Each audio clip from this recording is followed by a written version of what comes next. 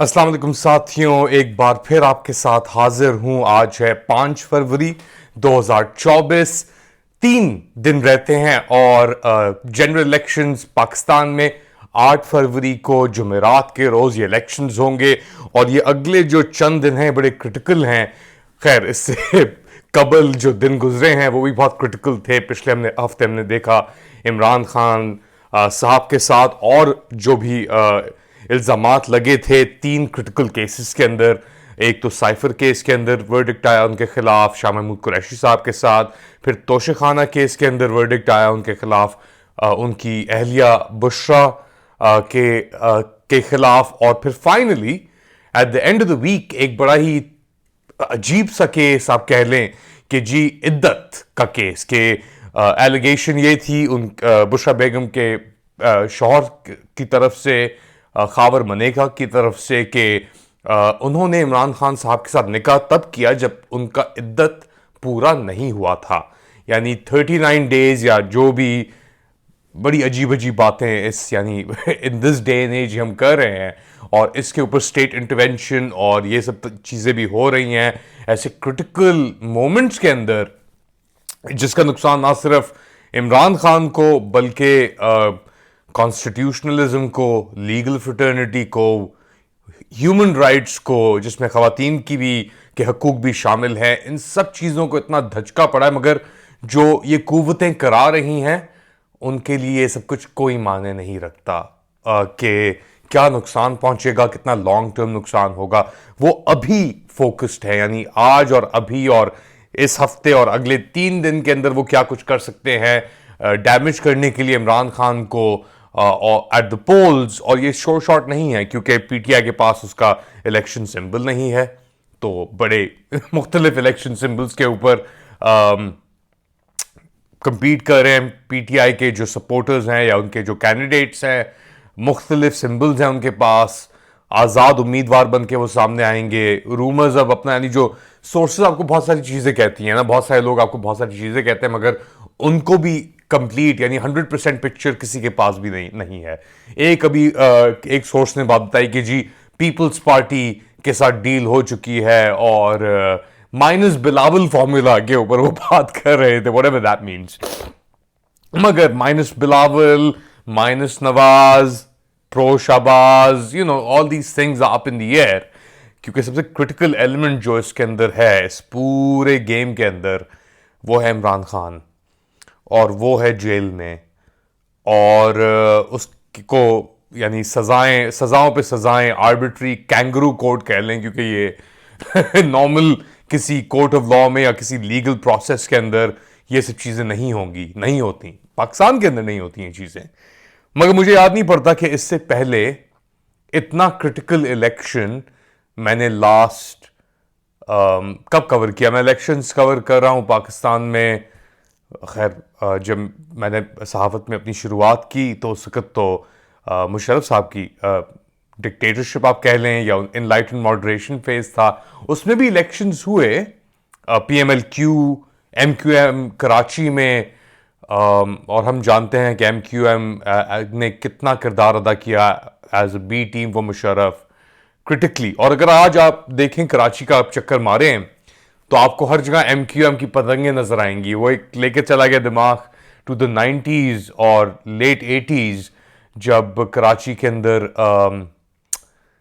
यानी तशद्दुद था एक तरीके से एमक्यूएम का और स्पेशली 90s के अंदर तो हम जब बड़े हो रहे थे कराची में तो बोरियां बरामद होती थी अखबारों के अंदर। तो उसका इंटरनेट नहीं था मगर बोरियों में लाशें बरामद, या हंसना भी नहीं चाहिए इसके ऊपर तो अब, मगर एक तरीके से ताज्जुब भी होता है और एक सर्कस लगता है, मजाक लगता है कि एक तरफ आप और मुझे पता है कि लोग चेंज होते हैं। मैंने ट्विटर प्लेटफॉर्म के ऊपर भी अल्ताफ हुसैन साहब की कुछ चीज़ें शेयर की हैं और if I am being very honest with you, वो जो बातें अब आके करते हैं और इनफैक्ट उस वक्त भी करते थे, वो अब they make sense apart from the fact के कत्ल, टॉर्चर सेल्स, बोरियां, वो एक और दौर था 90s का। उसके अंदर भी अपना अगर हम पीपल्स पार्टी की बात करते हैं तो पीपल्स पार्टी ने आर्मी के साथ मिलके तशद्दुद जो किया MQM के ऊपर, बहुत उनके कारकुन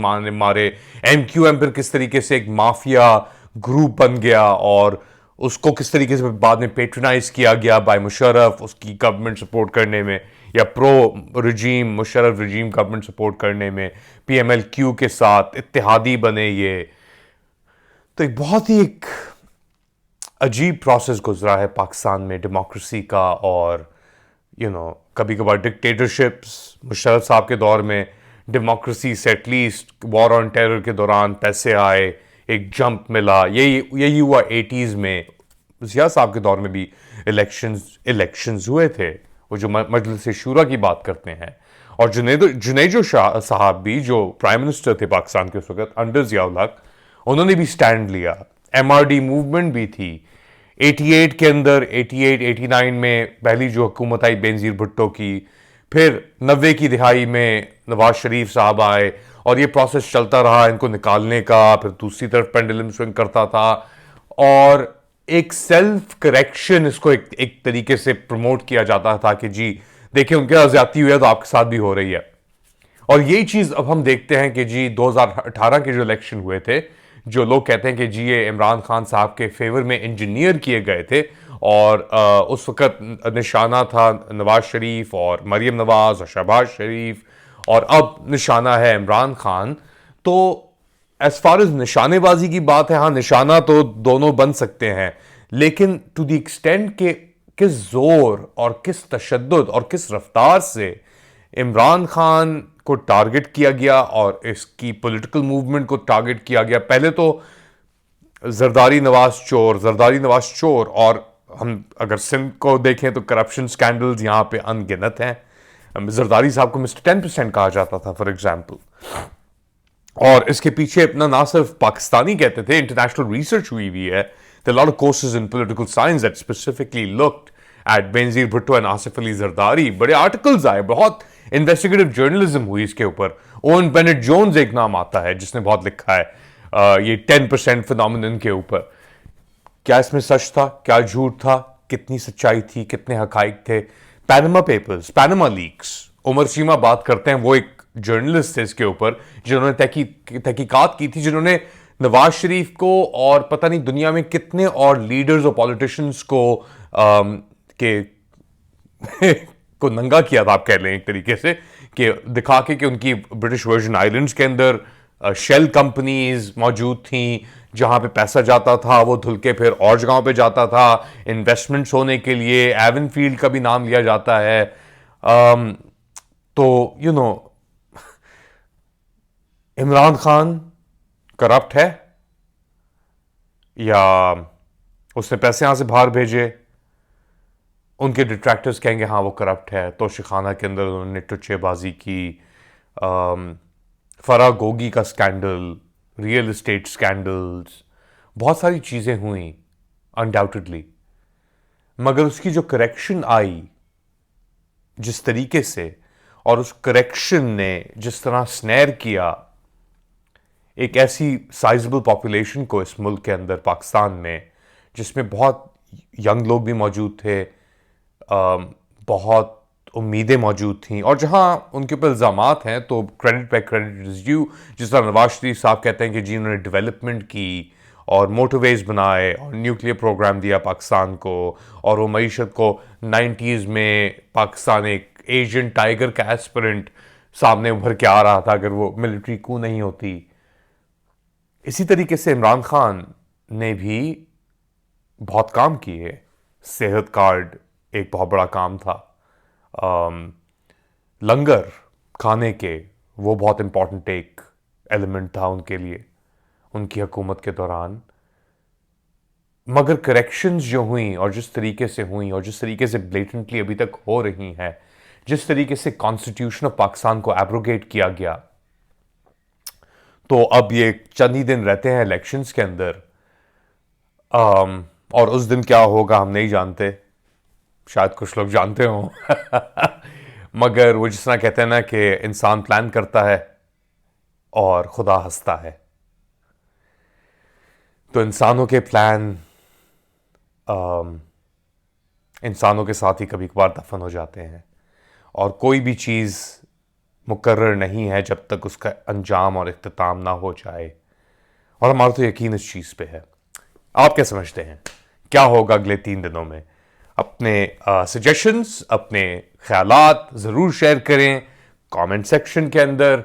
और देखें, हम इंडिपेंडेंट जर्नलिज्म कर रहे हैं, इसके अंदर आपकी सपोर्ट, आपके व्यूज़ की और आपकी पेट्रनेज की हमें बहुत ज़रूरत होगी। तो पेट्रियन पे लेट अली शो यू मौजूद है। ट्विटर के ऊपर आप मुझे फॉलो कर रहे होंगे, ट्विटर एक्स के ऊपर @Ali_Mustafa, और यूट्यूब पे बेल आइकॉन को प्रेस करें, नोटिफिकेशंस आपके पास आएंगी इस शो के लिए, और मैं आपका बड़ा शुक्रगुजार हूंगा। अपना ख्याल रखिएगा। अल्लाह हाफिज।